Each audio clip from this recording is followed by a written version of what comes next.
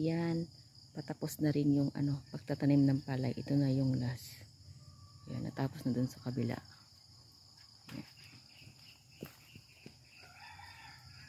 Yan.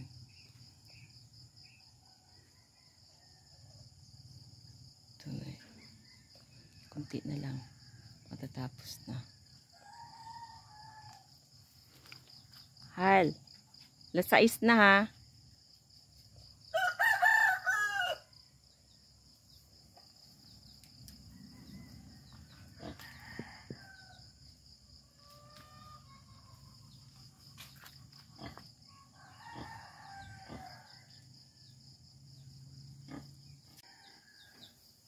Ang kalat ng backyard namin.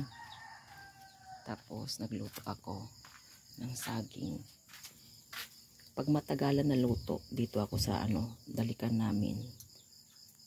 Pag mabilisan lang doon sa namin, sa gasol namin para tipid. Tapos yun ang kalat ng kambing. Hindi namin kambing yan. Nilagay lang dyan. Kalat. Dito nagbubog ako para sa baboy namin. Papaya. Yan. Dito kasi hindi nila tinatambak yung yung kambing kasi maulan. Kalat siya.